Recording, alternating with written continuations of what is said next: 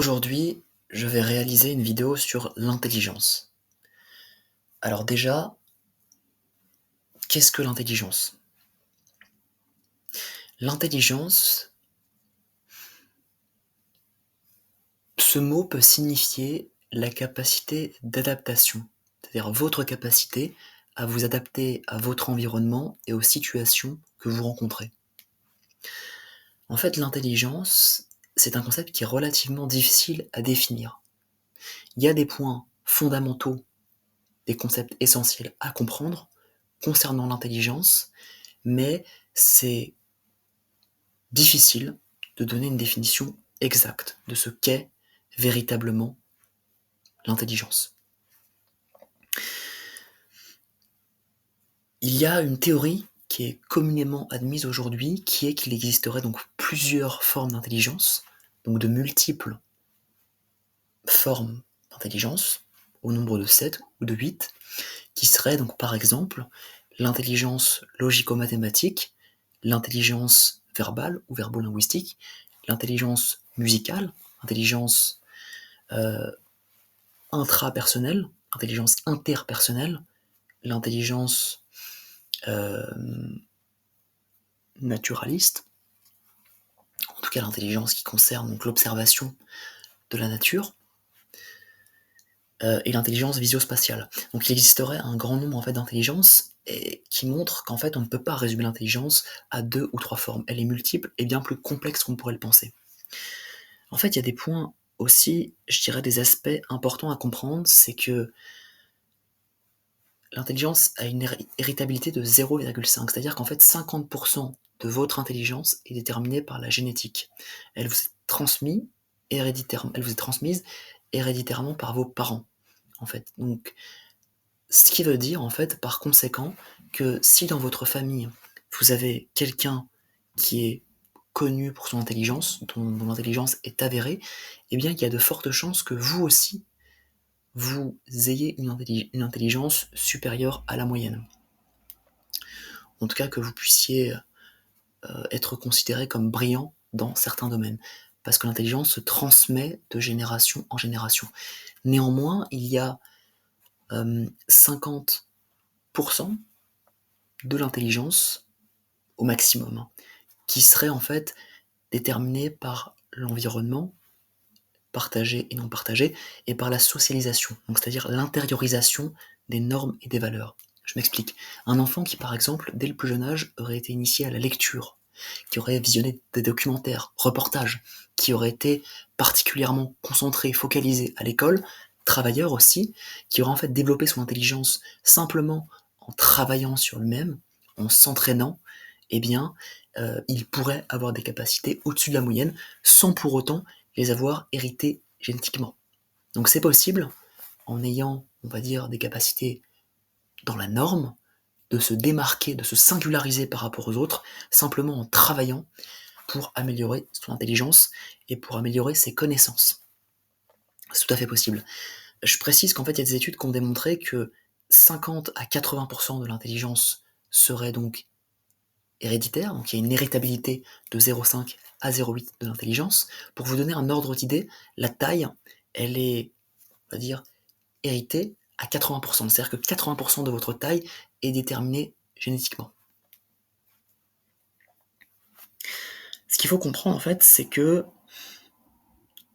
le QI, donc quotient intellectuel, n'est qu'une petite fenêtre sur l'intelligence. En fait, il n'évalue que 2 formes d'intelligence sur les 7 ou 8 dont je vous parlais auparavant. Dire que le QI, par contre, est inutile et qu'il n'y a aucune crédibilité derrière serait faux. C'est-à-dire que le QI, il y a une corrélation significative entre, par exemple, les résultats au test de QI et la performance au travail, ou les résultats universitaires. Donc en fait, le QI, c'est quand même un prédicteur efficace de la réussite, puisque ça mesure en fait vos compétences verbales, paraverbales, logico-mathématiques, votre mémoire de travail, votre vocabulaire. Donc évidemment, c'est un test qu'il ne faut pas négliger et qui est important, donc qui a une certaine crédibilité, une véracité scientifique. Donc c'est un test dont on ne peut pas faire abstraction, évidemment. C'est simplement qu'il n'est pas exhaustif. Il ne mesure pas toutes les formes d'intelligence et avoir un mauvais résultat au test de QI signifie qu'effectivement, la personne est handicapée, enfin un handicap cognitif, mais c'est pas pour autant qu'elle ne pourra pas réussir. D'autant plus que, comment dire, le QI peut être utilisé pour catégoriser les gens, ce qui là peut s'avérer néfaste, nuisible. L'intelligence, en fait, est bien plus vaste, bien plus étendue que ne le laisse supposer le test de QI. D'autant plus qu'en fait, on distingue deux formes d'intelligence. Il y a deux types de catégories d'intelligence. L'intelligence fluide et l'intelligence cristallisée. L'intelligence cristallisée, très simple, en fait, c'est une intelligence qui est liée directement à l'ensemble des connaissances que vous avez. En fait, donc celle-là, vous pouvez l'améliorer. En fait, c'est l'ensemble donc, des connaissances que vous avez dans divers domaines, donc votre culture générale, c'est l'intelligence cristallisée. C'est l'ensemble des savoirs, des concepts, des notions que vous avez à l'esprit. Celle-là, vous pouvez l'améliorer en travaillant sur votre culture générale, en lisant, vous informant, vous renseignant, en fait en appréciant le fait d'apprendre et de découvrir.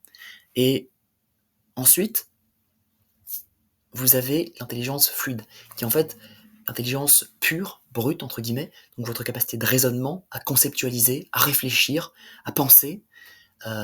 Et celle-là, en fait, c'est l'intelligence qui est notamment requise quand vous, vous entraînez en mathématiques, même si les connaissances occupent une place importante, évidemment, mais c'est une intelligence voilà, qui, longtemps, a été considérée comme immuable, intangible, c'est-à-dire qu'on ne pouvait pas la modifier, en fait, elle était génétique, uniquement génétique, et donc c'était impossible de travailler dessus. Or, c'est faux, il a été découvert donc assez récemment qu'en fait c'est possible de l'améliorer, notamment en s'entraînant sur dual and back, donc en fait qui est un exercice qui consiste à travailler, à améliorer votre mémoire de travail, qui est donc directement liée à l'intelligence.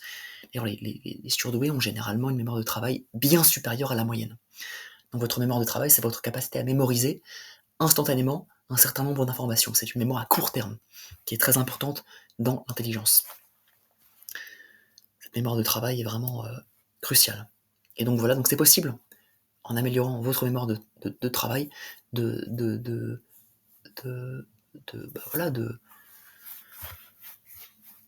décupler votre intelligence.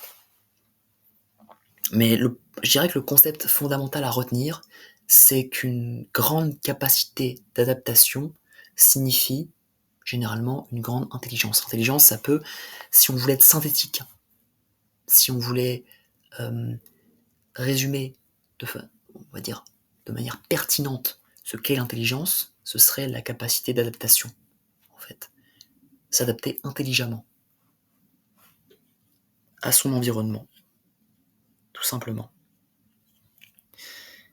Mais donc, on est tous plus ou moins intelligents, on n'est pas soit pas intelligent, soit extrêmement intelligent, c'est un continuum, on est plus ou moins intelligent, et il faut quand même reconnaître que, en fait, il est possible, évidemment, en étant attentif à l'école, en obtenant d'excellents résultats scolaires, de modifier, on va dire, significativement votre intelligence cristallisée. C'est pour ça qu'on dit qu'en fait l'intelligence est héritable de, entre guillemets, de 50 à 80%. Mais il faut reconnaître aussi que l'intelligence fluide, par contre, elle est fortement influencée par votre génétique, donc votre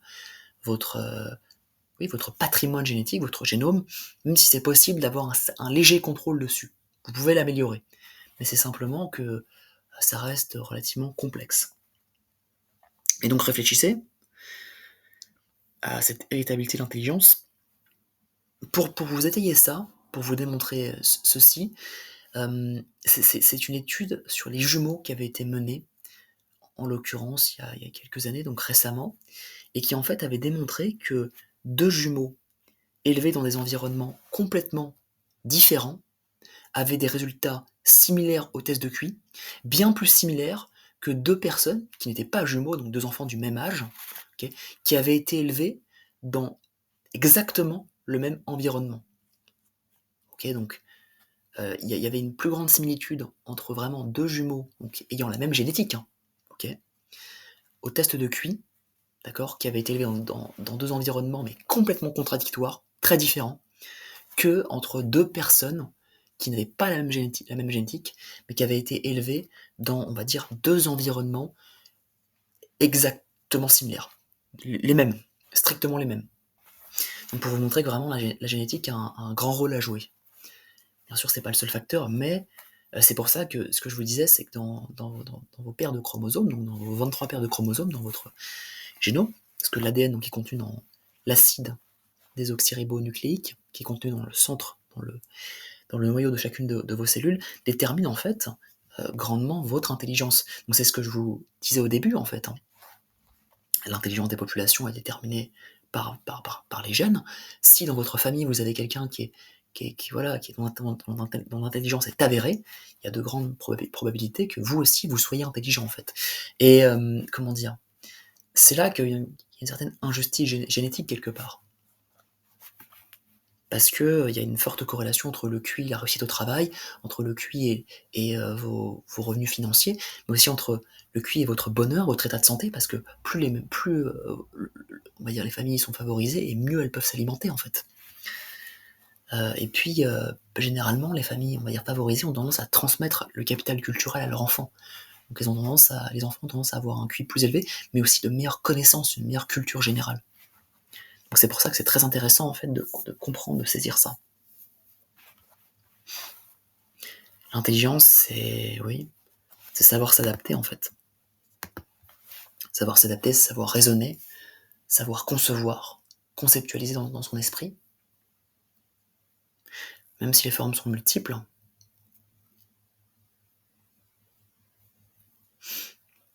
Il faut reconnaître aussi que le quotient intellectuel, donc, a été inventé par Alfred Binet, il a souvent été décrié parce qu'on considérait qu'il était insignifiant, qu'il n'était pas réellement important, en tout cas ces dernières années. En vérité, il est quand même... C'est un indicateur fiable de votre intelligence, même s'il ne mesure pas toutes les formes d'intelligence. Il n'y a pas un travail suffisant d'exhaustivité. Il faut reconnaître quand même que c'est un bon prédicteur de l'intelligence des populations. Même s'il ne prend pas en compte forcément les conditions environnementales, donc votre capital culturel, votre pays d'origine, il faut reconnaître qu'il y a une corrélation immense entre le QI et votre réussite dans un grand nombre de domaines. Donc c'est pour ça que c'est pas nécessaire de faire un test de QI, mais si vous avez un résultat au test de QI, vous savez en fait ce que vous avez à travailler, les compétences sur lesquelles par exemple vous avez des lacunes, et les compétences dans lesquelles vous êtes naturellement doué. C'est vrai que il y a des corrélations quand même significatives entre l'intelligence en elle-même et voilà vos résultats en fait. Ça reste génétique, hein. C'est pas inexplicable. Hein. Et ce qu'il faut reconnaître aussi, c'est que le grand public, donc la population, a une vision stéréotypée de l'intelligence. Dans l'imaginaire collectif, l'intelligence, c'est savoir résoudre des calculs, des problèmes mathématiques complexes, c'est savoir manier l'arithmétique, l'algèbre. C'est très lié en fait au raisonnement pur et simple et à l'intelligence fluide. Mais l'intelligence, en fait, elle n'est pas réductible à ça. En fait, elle est bien plus vaste qu'on peut l'imaginer. Ce stéréotype, en fait, il est faux.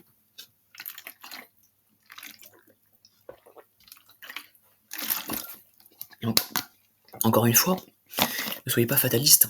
C'est pas parce que vous avez, on va dire, une intelligence relativement faible, entre guillemets, que vous obtenez par rapport à, par exemple, un score bas au test de QI, sachant que la répartition des QI dans la population générale, en fait, elle suit une courbe de Gauss. Donc c'est-à-dire qu'en fait, il y a très peu de gens dans les extrêmes et beaucoup de gens en fait au centre de la courbe. Donc en fait, il y a très peu de personnes, par exemple, qui ont un QI inférieur à 70, ce qui signifie qu'ils ont une déficience cognitive, et il y a très peu aussi, donc il y a peut-être 2,5% des gens qui ont un QI de cet ordre-là, il y a aussi très peu de gens qui ont un QI supérieur à 130, donc 2,5%. La plupart des gens, ils ont un QI au centre donc, de la courbe, et donc ils ont un QI situé entre 90 et 110. Donc plus de la moitié de la population a un QI situé entre 90 et 110. Au-delà, en fait, vous avez un QI qui est supérieur à la moyenne, voire très supérieur. La majorité des gens, en fait, ont un QI autour de la moyenne, ce qui est relativement normal, en fait. Donc, encore une fois, ne soyez pas fataliste. Vous pouvez très bien compenser sur d'autres aspects. C'est tout à fait possible. de se montrer, de s'entraîner aussi, de se remettre en question, de faire un vrai travail d'introspection, de comprendre quelles sont ses forces, ses faiblesses et d'essayer en fait d'atteindre le maximum de votre potentiel. Chacun a un potentiel, vous pouvez essayer d'atteindre le maximum.